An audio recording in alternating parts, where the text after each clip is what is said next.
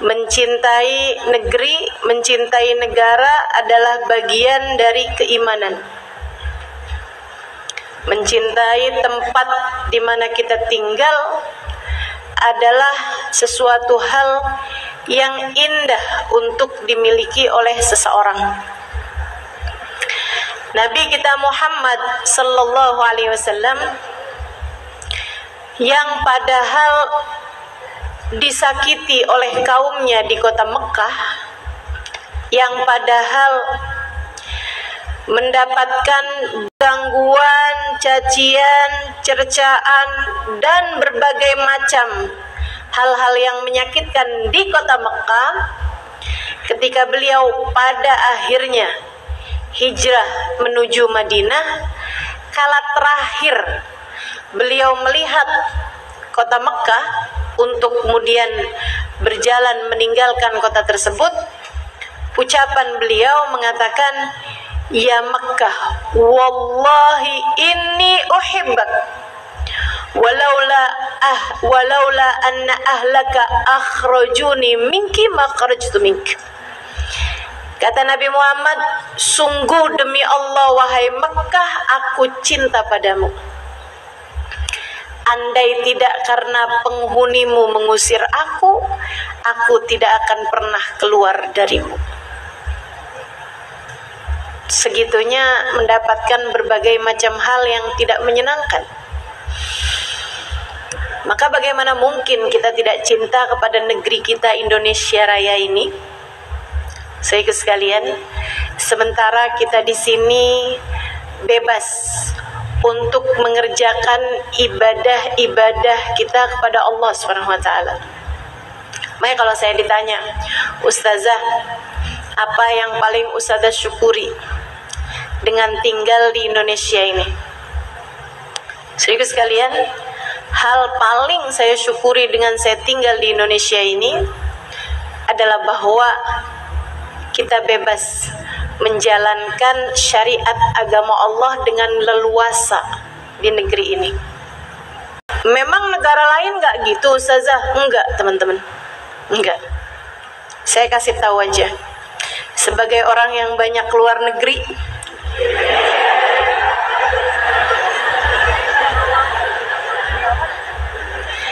jadi TKW. Sebagai orang yang sering bertandang keluar luar negeri kita, saya tahu bahwa kita di Indonesia ini alhamdulillah, alhamdulillah. Kita bebas nih hadir majelis-majelis taklim. Kita bebas untuk mengadakan kajian-kajian, bahkan sampai nutup-nutup jalan gitu. Masih boleh aja di negeri kita. Baik di daerah yang memang mayoritas, bahkan ketika saya pergi ke daerah yang muslimnya minoritas sekalipun, boleh kok. Emang aturan di negeri kita membolehkan hal itu. Dan itu sangat saya syukuri. Sebab ketika berada di negara-negara yang lain tidak sebebas itu. Sulit untuk mengadakan kumpulan-kumpulan masyarakat dalam jumlah yang banyak gitu. Bukan hanya di negara yang kita sebagai minoritas umat Islam, tapi bahkan di negara yang mayoritasnya Islam sekalipun tidak mudah untuk mendapatkan perizinan perkumpulan massa. Dan ini sesuatu yang harus kita syukuri. Harus kita syukuri.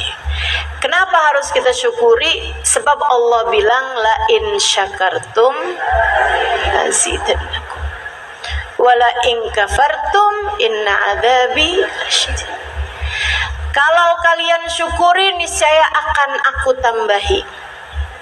Kalau kalian ingkari, niscaya azabku sangatlah pedih.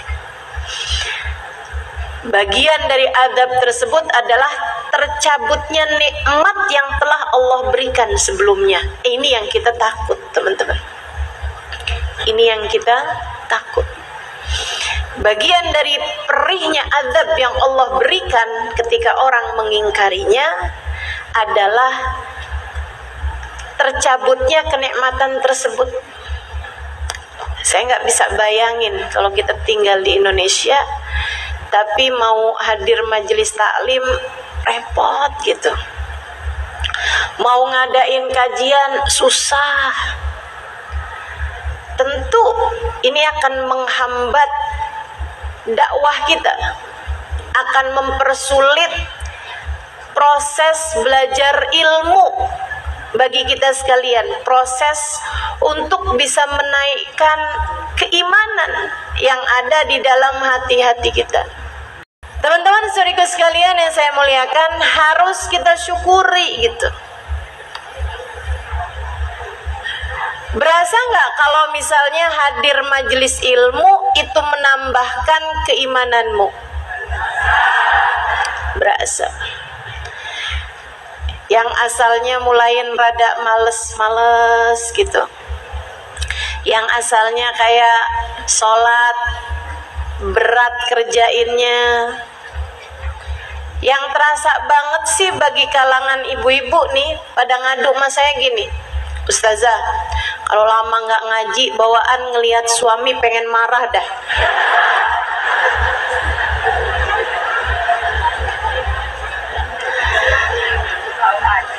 Suami juga gitu Ustazah, ngelihat saya nih istrinya kayak ada tulisan di jidat saya salah. Semua yang saya kerjakan dia ngelihatnya salah aja. Masya Allah. Tapi kalau udah pulang majelis, alhamdulillah, hati jadi adem, ibadah jadi lebih ringan. Ngelihat suami bawaan lucu aja dah.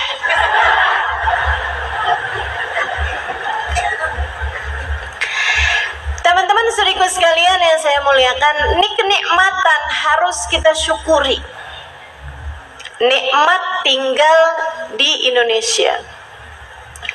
Salah satu hal yang sangat saya syukuri dengan saya tinggal di negeri ini adalah kebebasan untuk bisa beragama dengan baik. Maksudnya kebebasan kalau mau beragama dengan baik tuh bebas gitu. Meskipun tentu ya yang namanya kebebasan beragama, kebebasan berkumpul itu juga pasti ada sisi negatifnya. Karena di Indonesia doang loh orang bikin hajatan pakai dangdutan nutup jalan. Saya nggak pernah tuh di luar negeri kayak gitu. Nggak ada ceritanya lagi kita jalan kenceng-kenceng gitu kan di Australia. Tahu-tahu ada tenda. Nggak bisa lewat, putar balik lagi. Kenapa? Ada yang sunatan. Di Indonesia doang kejadian kayak begitu tuh. Apalagi kalau tanggal 17-an gini nih. Repot mau lewat ya gak? Lewat sini ditutup. Lagi ada lomba makan kerupuk. Teman-teman sih sekalian, pergi ke situ lagi tutup. Saya pernah tuh pengajian sampai nggak keburu. Gara-garanya saya salah jalan, saya lewat di daerah Kalimalang. Ini saya peringatkan kepadamu, jangan lewat Kalimalang.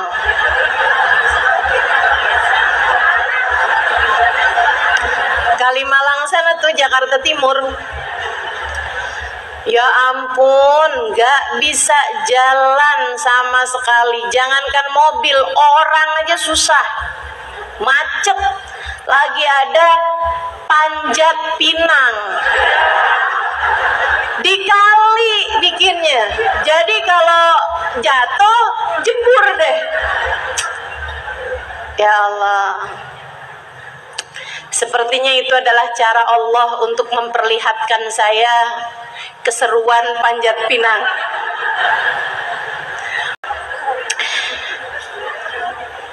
Terus apalagi nih yang saya syukuri dari negeri kita ini? Saudara sekalian, mayoritas muslim. Ini harus kita syukuri. Alhamdulillah. Apa yang paling indah dari berada di sebuah negara yang mayoritas Islam, selain daripada kemudahan, kebebasan untuk menuntut ilmu seperti yang tadi telah saya sampaikan, lebih daripada itu teman-teman saudara sekalian adalah kalau kita tinggal di negara yang mayoritas Islam, makanannya gampang. Sampai teman saya tuh yang tinggal di Singapura, kalau datang ke Indonesia, Jakarta, dia kulineran. Dia bilang, alhamdulillah, Indonesia nih surganya makanan. Dia bilang, semuanya halal, enak banget, dan murah-murah juga. Itu enak teman-teman sekalian. Sebab kalau kamu tinggal di negara yang mayoritasnya adalah non-muslim, susah sekali untuk mencari makanan yang benar-benar halal. Gitu kan ya? Berapa waktu yang lalu saya ada pergi ke Jepang. Jadi TKW. Saudara sekalian, di sana itu makanan mau cari yang halal itu mesti kita scan barcode-nya. Ada beberapa makanan yang halal, beberapa makanan yang halal. Saya ada masuk ke satu supermarket, itu roti dengan segala macam jenisnya, kayak ratusan teman-teman. Dari semuanya kita scan barcode-nya, yang halal cuma 2. Saya bisa bayangkan kalau orang Islam tinggal di negara yang seperti itu, berapa lama kemampuannya untuk bertahan tetap istiqomah untuk tidak makan kecuali yang halal baginya. Makanya alhamdulillah. Belum lagi ditambah dengan cuaca di negeri kita. Ini kan sangat bersahabat nih. Kita nih negara yang lain tuh musimnya 4. Ya kan? Musim dingin, musim panas, musim semi, musim gugur. Gitu ya? Musim kita mah banyak. Musim hujan, musim panas, rambutan, duren, musim orang kawin. Banyak banget musimnya. Itu enak tuh buat saya. Beneran tuh teman-teman. Itu nikmat banget. Tinggal di negeri dengan suhu yang rata-rata. Dengan suhu kita 33 derajat Celcius, 34, 35 gitu. Dingin-dingin pun cuman 24. Paling gitu kan? Saudara sekalian, saya dulu tinggal di Yaman. TKW. Itu kalau lagi musim panas, panasnya lebih dari 50 derajat Celcius. Saya tinggal di rumah kontrakan bersama dengan abang saya, nggak punya AC. Kami dari panasnya, kalau lagi musim panas, saya tidur di atas kasur tipis gitu, sekitar 10 cm. Itu saya bawa naik ke atas, ke sutuh. Itu teman-teman kalau lagi musim panas, anginnya pun panas. Namanya angin samum. Itu yang bikin kurma-kurma jadi pada lembek, pada mateng. Makanya kalau ada pohon kurma yang bisa berbuah di Indonesia, buahnya nggak bakalan bisa lembek. Karena kita nggak punya angin kayak begitu. Gak tau lah kalau teknologi atau apa gitu ya yang bikin kayak begitu, wallahu alam. Tapi kalau secara alamnya itu nggak bisa tuh, nggak bisa ada kurma bisa mateng di negeri kita.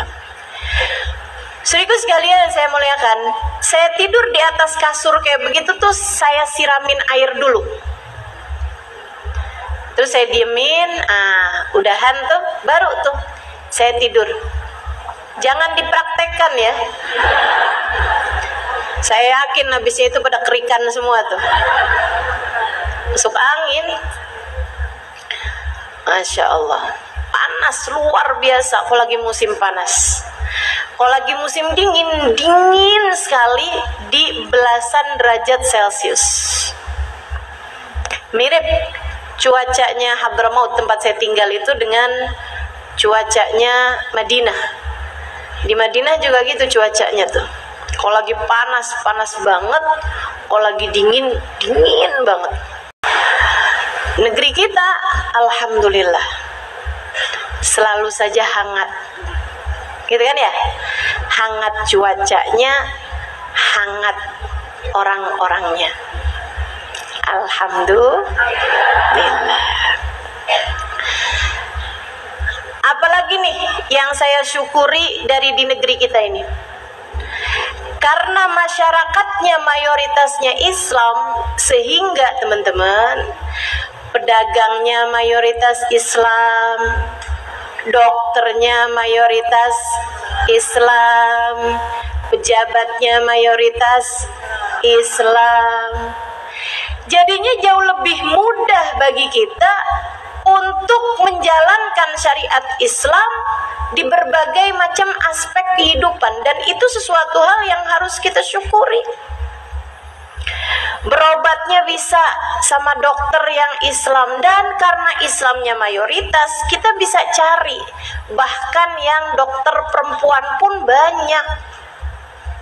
Kalaupun dokter laki-laki pun, kita bisa tetap menjalankan syariat agama Allah ketika kita memeriksakan diri kepada mereka gitu. Kan enak tuh kan. Misalnya gitu, dok, ini saya sakit kaki nih dok. Pertanyaan dia tuh gini, ibu kalau sholat masih bisa nggak ruku, sujud? Itu pertanyaannya. Kebayang kalau dokternya bukan dokter Islam.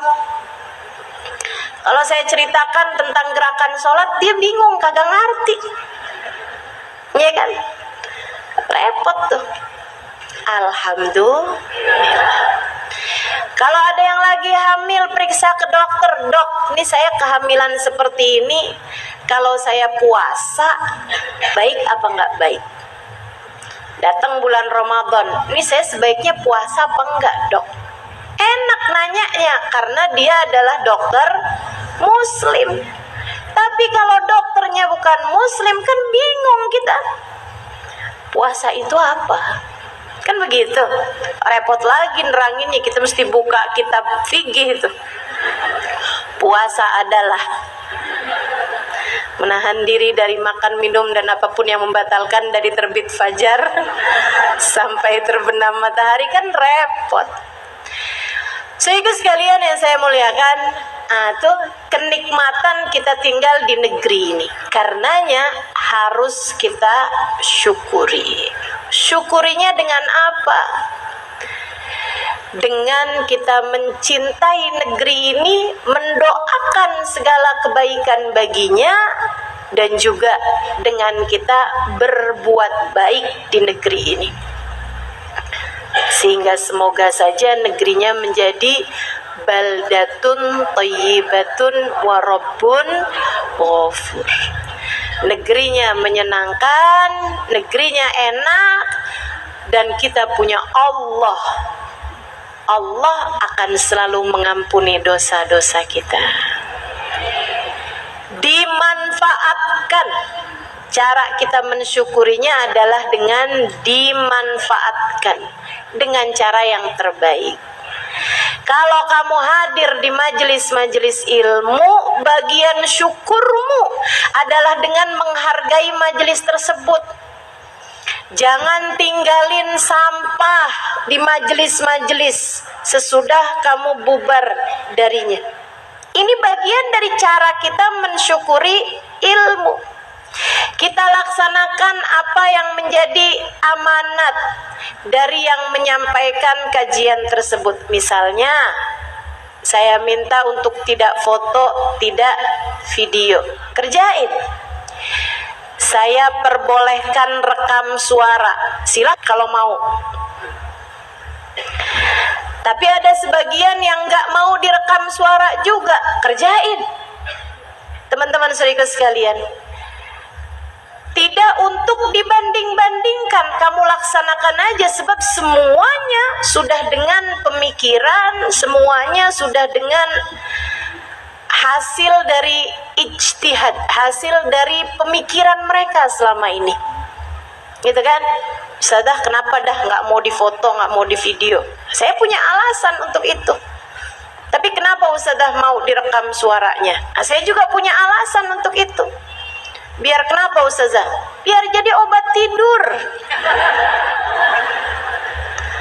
Karena kabarnya tuh suara saya itu ada mengandung semacam obat insomnia. Terbukti dengan kalau saya bicara di majelis-majelis itu yang di pojokan, enak banget gitu kelihatannya. Insya Allah. Teman-teman sikut sekalian yang saya muliakan, jadi semua masing-masing dengan alasan-alasan tersendiri, karenanya bagian dari amanat di dalam majelis tersebut kita laksanakan sesuai dengan haknya, gitu kan? Yang menyampaikan ustadz laki-laki tentu saja ya, kalau perempuan namanya ustazah. Ada yang menyampaikan habib laki-laki tentu saja, kalau perempuan namanya Kubaba.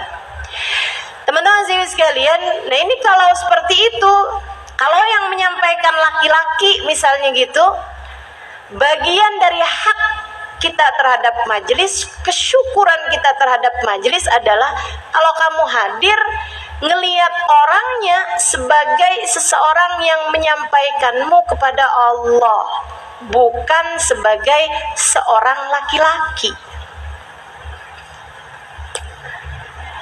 Ini termasuk tidak mensyukuri majelis namanya.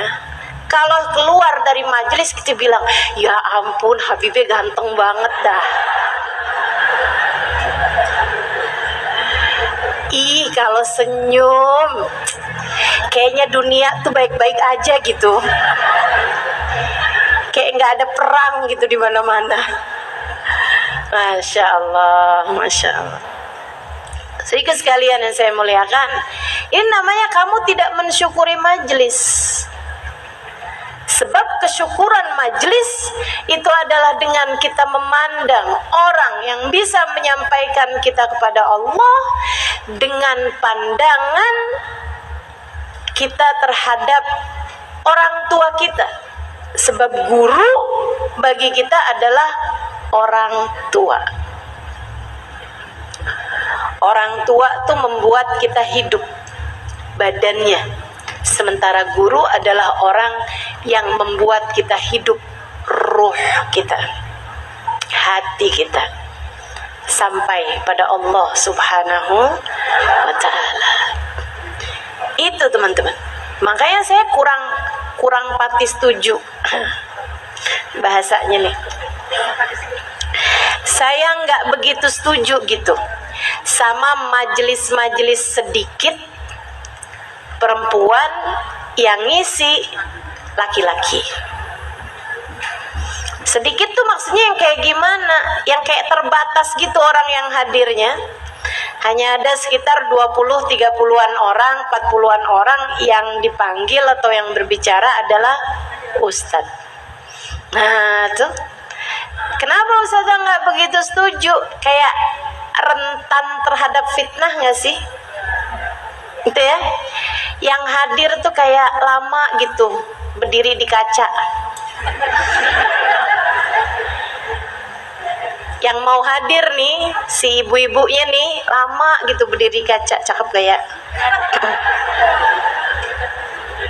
Udah pas belum sini, ini lipstick nih on posisi nggak nih? Masya Allah. Yang dia pikirin adalah tampilannya gitu, bukan ilmu yang mau didapat. Dan itu sesuatu hal yang menimbulkan fitnah, baik bagi si perempuan tersebut dan juga bagi si ustadz yang dipanggil itu. Saya bukan sedang menghakimi, tapi saya hanya itu tadi kurang pati setuju gitu, kurang begitu setuju. Ya, kita syukuri adanya majelis-majelis kita ini dengan cara kita melakukan yang terbaik pada apa yang kita laksanakan. Insya Allah. Nah, kemudian kalau saya ditanya nih, Ustazah, apa sih makna kemerdekaan bagi Ustazah gitu? Atau bagi seorang muslimah, bagi seorang hamba Allah, makna kemerdekaan itu apa? Kita nih alhamdulillah negeri kita nih sudah merdeka, teman-teman. Artinya kita tidak susah-susah lagi untuk berada di sebuah negara yang dijajah. Kan begitu ya? Kita sudah tidak lagi susah-susah untuk berada di sebuah tempat yang dimana kita tidak tenang tidur, kita tidak enak makan karena kita mendengar suara bom yang meledak misalnya gitu. Teman-teman sekalian, kita bahkan nggak bisa bayangin berada di keadaan yang seperti itu. Tapi saya pernah mendengar ketika beberapa tahun lalu kota tempat saya tinggal, Tarim, itu negaranya, sebenarnya Tarimnya sendiri nggak kena ya, tapi negaranya sedang dijajah, sedang terjadi perang sebenarnya, sedang diperangi.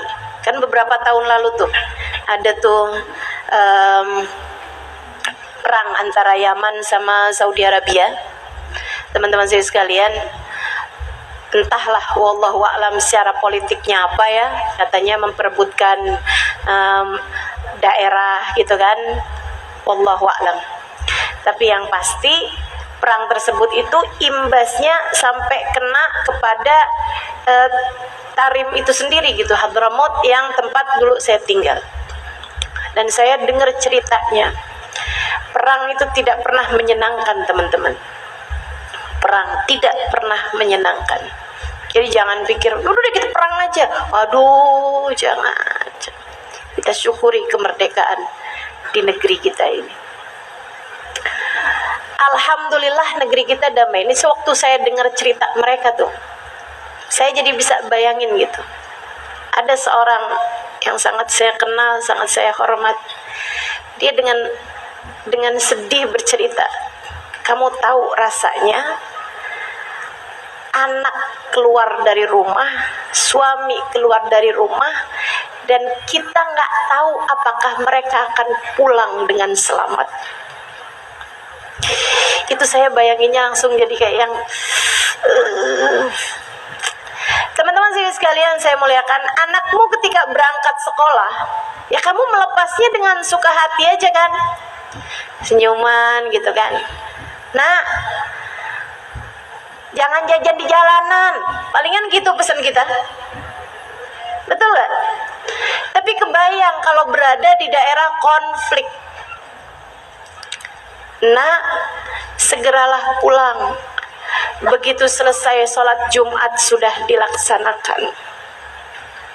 Mau khawatir terjadi apa-apa denganmu di jalanan sana. Ada salah satu dari teman saya cerita, anaknya, teman-teman saya sekalian, lagi sekolah di Tarim, lagi sekolah. Dia sama sepupunya satu hari dipanggil, satu hari diajak jalan sama kerabatnya dia yang adalah seorang polisi. di Yaman tersebut. Diajak jalan pergi makan di sebuah restoran. Bertiga mereka di meja makan, gitu ya, melingkari meja makan, nungguin makanan datang.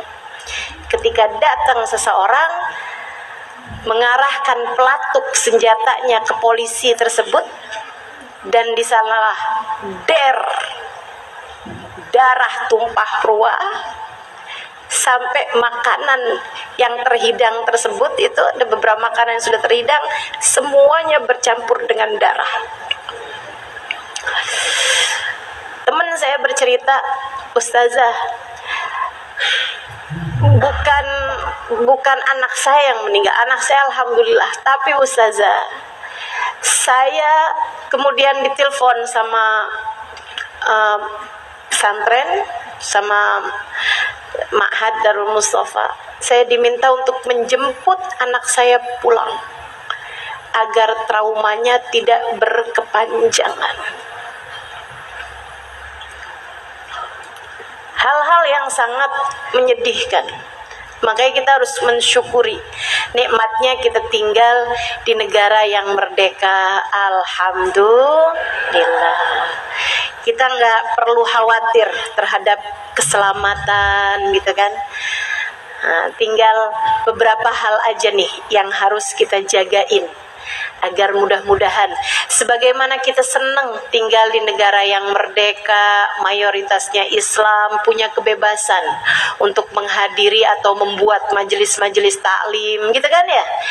Semoga kenikmatan ini dapat terus dirasakan oleh anak cucu kita.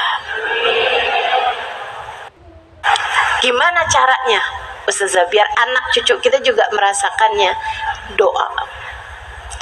Bisa jadi nih kemerdekaan yang sekarang kita sedang berada di dalamnya, bisa jadi nih kebebasan menghadiri majelis ilmu, maraknya para ulama menyampaikan kajian di mana-mana, Islam geliatnya begitu kuat, dan kita pun lihat sesuatu hal yang kayak, jangankan bercadar ya, dulu ibu-ibu nih yang umurannya 50-an tahun, saya tanya dah, Bu, dulu waktu ibu kecil, kan ibu pernah kecil ya, itu ibu ngelihat orang-orang yang pakai kerudungan banyak apa enggak?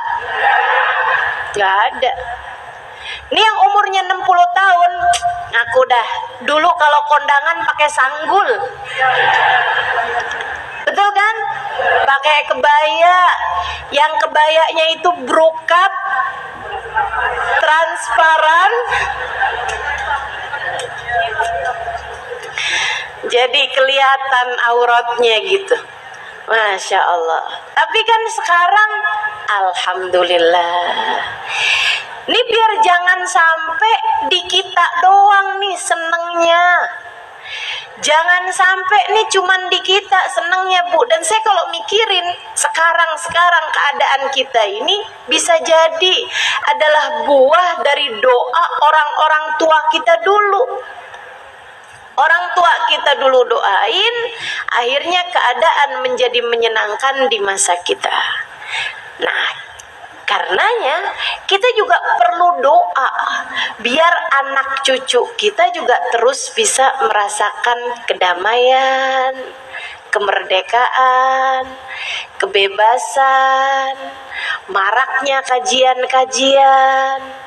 Jangan sampai ini hanya sekedar menjadi masa lalu bagi anak cucu kita nanti.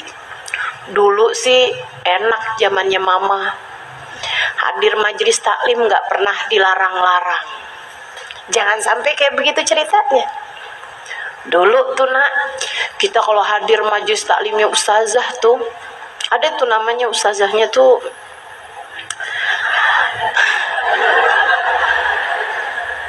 sekarang mana mau ustazahnya, udah meninggal nak. Nah ini kan cerita 50 tahun lagi, ya enggak? Jangan sampai itu hanya sekedar menjadi kenangan indah gitu. Kita duduk di majelis taklim, kita melaksanakan kegiatan-kegiatan keagamaan gitu kan.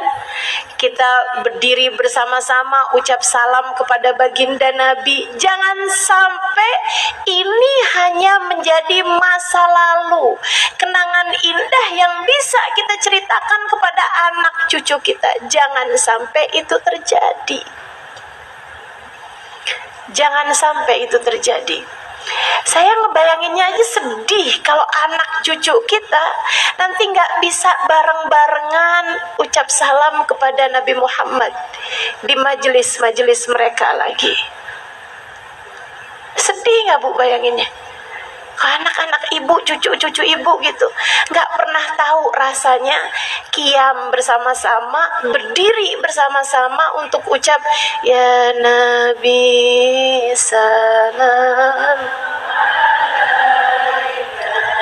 ya Rasul salam alaika, ya Habib salam alaika, salawatullah. Ini jangan sampai itu terjadi pada anak cucu kita gitu.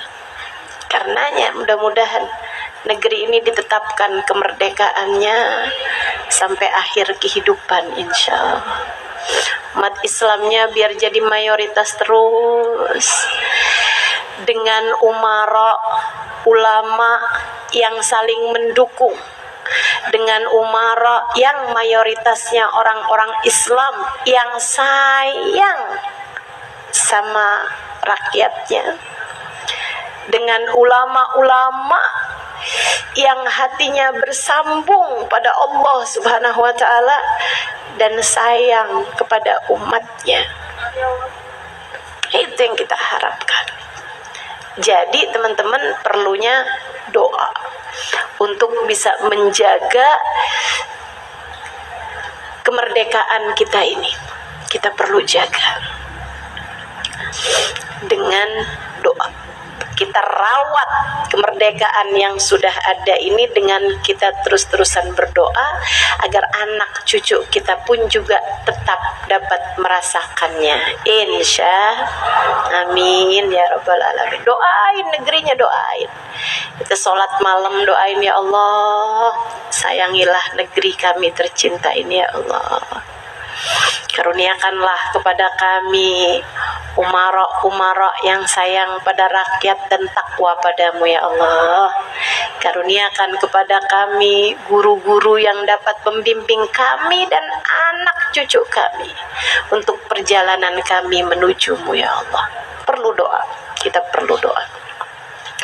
Saudaraku sekalian yang saya muliakan, terus kalau ditanya tentang secara spesifik bagi seorang muslimah, bagi seorang muslim di negara yang alhamdulillah merdeka ini, apa nih yang harus kita lakukan, atau apa makna kemerdekaan bagi seorang muslim, bagi seorang muslimah selain daripada kebebasan menjalankan agama dengan negaranya ini kan udah menfasilitasi dan membenarkan, memperbolehkan kita melaksanakan kegiatan keagamaan semacam ini. Teman-teman sekalian, nah itu secara umum seperti itu. Nah sekarang secara pribadi, secara individu, kemerdekaan bagi saya, bagimu, bagi kita semua. Merdekanya hidup kita dari aturan selain aturan Allah, merdekanya hati kita dari selain Allah, merdekanya diri kita, hidup kita dari aturan selain aturan Allah. Saudariku sekalian yang saya muliakan, orang yang terjajah adalah orang yang dikuasai hidupnya dengan aturan lain selain daripada aturan yang dia mau pegang gitu. Ini kan kita kan bicara nih aturan yang mau kita pegang aturan Allah. Nah orang kalau terjajah, orang nggak merdeka tuh yang dia tuh mesti patuh sama aturan orang lain gitu.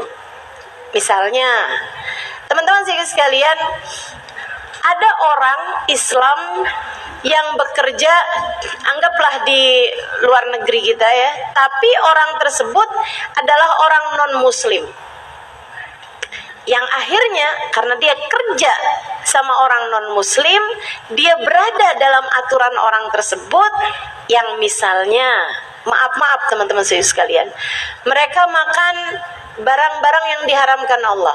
Anggaplah makan daging babi misalnya gitu. Mau nggak mau nih kan, si orang yang kerja ini mesti bersihin najisnya babi, yang mungkin juga dia akan kesulitan kan untuk ngambil tanah untuk disertu, meskipun memang dalam hal ini ada pendapat imam yang lain juga yang mengatakan bahwa tidak wajib seperti itu gitu. Akan tetapi betapa sangat sulitnya dia untuk menjalankan aturan dalam ajaran agama Islam ketika dia berada dalam aturan orang lain gitu, dalam penjajahan atau dalam kendali orang lain. Nah itu, sehingga sekalian saya muliakan, untuk itulah saya sangat menyarankanmu, jangan mau berada dalam aturan seseorang yang bertentangan dengan aturan Allah. Keluarlah dari keadaan semacam itu jika memang memungkinkan. Kalau kamu kerja, di tempat kerjamu nggak boleh pakai jilbab. Ustazah, apa saran ustazah? Ya keluar. Kenapa gitu ustazah? Lah ya kalau menurut saya sih jelas aja, yang ngasih rezeki itu satu juga kok, namanya Allah Subhanahu wa taala. Kenapa kamu mau-maunya berada dalam aturan seseorang hanya dalam rangka urusan menjemput rezeki yang telah ditetapkan Allah Subhanahu wa taala, sampai membuatmu keluar dari aturan Allah? Ada banyak pekerjaan lain yang lebih halal, yang lebih menyenangkan dan membuatmu bebas untuk berpakaian seperti yang kamu mau gitu. Teman-teman sekalian saya muliakan, itu makna kebebasan menurut saya. Jangan mau berada dalam kendali seseorang yang orang tersebut membuatmu bermaksiat kepada Allah Subhanahu wa taala. Ustazah, saya tuh kerja di satu perusahaan. Nah itu nanti ada kalanya perusahaan itu akan menugaskan kami keluar kota, dan terkadang nggak bisa milih ustazah. Akhirnya saya jadi keluar kota bersama dengan laki-laki yang bukan mahram. Kami berdua-duaan, kadang juga dikasihnya cuman satu kamar. Dengan 2 tempat tidur si ustazah. Tuh gimana ustazah? Ya jangan mau. Segitunya loh kamu nyari duit. Kamu lupa apa? Bahwa kamu nih bakalan mati juga gitu. Terus gimana ceritanya kalau kamu ngadep Allah Subhanahu wa taala nantinya? Ibu-ibu saudaraku sekalian, kita orang Islam, kamu muslimah, yang dalam istilah kata aja Islam artinya adalah menyerahkan diri, penyerahan diri. Aslam tu artinya aku menyerahkan diriku. Saudaraku sekalian saya muliakan, Islam artinya adalah menyerahkan dirimu kepada aturan Allah. Jangan mau berada dalam aturan seseorang yang membuatmu meninggalkan aturan atau melanggar aturan-aturan Allah. Itu merdeka. Siapapun yang berada dalam keadaan, kalau saya istilahnya terjebak ya, pada keadaan yang seperti itu, berusahalah untuk keluar. Berusahalah untuk keluar. Kalau yang nggak memungkinkan keluar, misalnya, maaf nih ya, mu'alaf dia masih dinafkahi oleh orang tuanya. Kalau dia kelihatan nih pakai jilbab, kelihatan sholat, bakalan orang tuanya ngusir dia dari rumah dan mungkin nggak akan diberi nafkah dan lain sebagainya. Nah kalau yang kayak model kayak begini ini kan sebuah keterpaksaan. Nah kalau kayak gitu lain cerita, teman-teman sekalian. Itu kayak nggak punya pilihan, kita tidak bisa memilih dari rahim siapa kita dilahirkan. Kita nggak bisa memilih orang tua kita. Akan tetapi kalau pekerjaan, nah itu kan kamu bisa milih. Bahkan maaf sekali lagi, suami sekalipun masih bisa milih, teman-teman. Masih ada cerainya, masih ada mantannya. Kan begitu ya? Kerjaan masih ada mantannya, suami masih ada mantannya. Nah kalau orang tua emang pakai ada mantannya? Itu siapa sih ibu-ibu tuh liatin kamu terus? Oh itu dulunya sih ibu saya. Bisa begitu? Nggak ada ceritanya. Nah maka keadaan-keadaan yang memang kita tidak bisa memilih, kamu perlu untuk banyak-banyak berdoa, meminta kepada Allah agar mengeluarkanmu dari keadaan tersebut. Saudaraku sekalian, tapi kalau keadaannya kayak yang pertama saya sebutkan, sekedar pekerjaan, sekedar nyari tambahan uang, kamu masih punya pilihan. Jangan mau dijajah sama orang lain. Jangan mau dijajah sama perusahaan yang melarangmu melaksanakan perintah-perintah Allah. Bos, majikan, dan seterusnya. Jangan. Jangan. Teman-teman sekalian, saya bahkan dengar tuh, ya selama ini sih di luar negeri ya, mudah-mudahan di negeri kita nggak ada. Itu ada beberapa perusahaan yang kalau misalnya orangnya mau lanjut kontraknya, nah itu perempuannya tuh kayak, sedih banget saya mau ngomongnya, kayak bolehlah gitu jadi wanita simpenan bosnya gitu. Hal-hal yang semacam ini, kamu jangan mau ada dalam posisi seperti itu. Bahkan sekedar misalnya pekerjaan tersebut membuatmu sangat sibuk sampai sulit untuk melaksanakan sholat fardu pada waktunya, keluarlah dari pekerjaan tersebut. Keluarlah dari pekerjaan tersebut. Kamu hidup bukan buat bekerja, akan tetapi kamu bekerja untuk dapat melaksanakan kehidupan dengan lebih baik. Kamu hidup bukan buat kerja loh teman-teman. Sama halnya dengan kamu hidup bukan buat makan, akan tetapi kamu makan untuk hidup. Gitu, jangan dibalik-balik. Kalau suami gimana Ustazah? Gimana? Kenapa suaminya? Nggak bolehin saya sholat fardu. Nggak pernah sih saya ketemu model suami kayak begitu. Tapi suami nggak bolehin saya pakai jilbab Ustazah. Nah ini banyak. Ini banyak. Suami nggak bolehin saya pakai jilbab. Gimana nih kalau gini modelnya Ustazah? Ini jawaban saya ya. Mudah-mudahan Allah selalu bimbing kita menuju kepada kebaikan.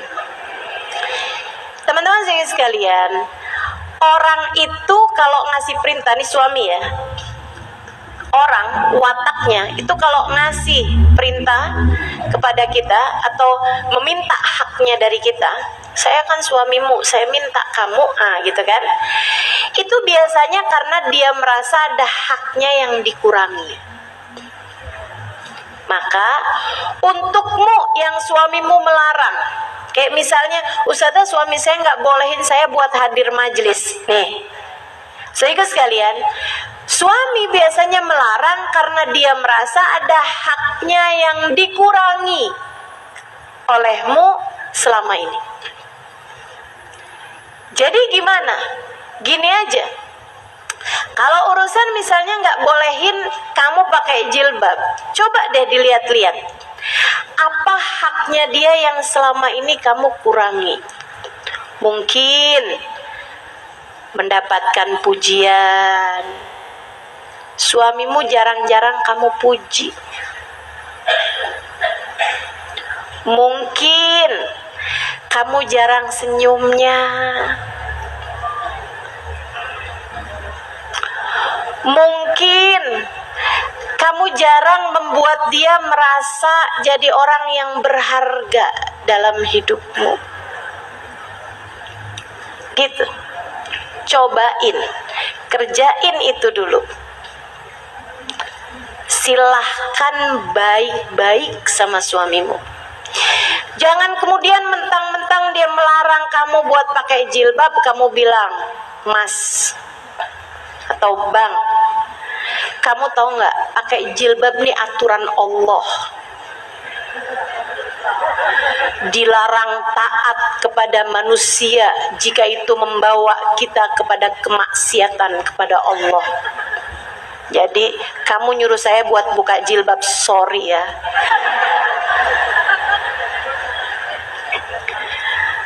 Nggak gitu caranya gitu. Terus caranya kayak gimana? Itu tadi yang saya sampaikan. Cobalah lebih peduli kepada hak-hak dia dari dirimu. Berilah lebih dari apa yang dia perlu, berupa pujian, perhatian, kasih sayang, senyuman, cinta kasih. Gitu. Perlakukan suamimu bak raja. Dia akan memperlakukanmu seperti ratu. Jangan kamu pikir, saya perlakukan dia kayak raja, ya saya jadi babu deh. Enggak gitu kok. Enggak gitu. Pulang dari majelis senyum. Di depan suami senyum. Suami nanya, kenapa sih kamu senyum-senyum gitu? Senang jadi istri kamu.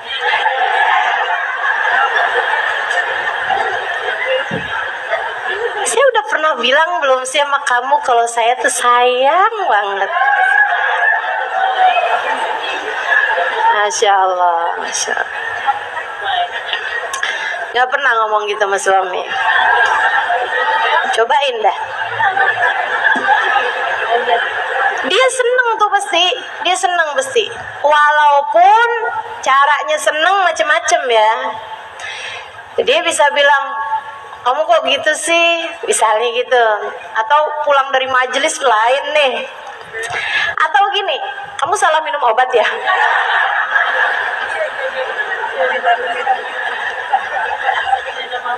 Atau gitu juga, kamu minta ditransfer ya?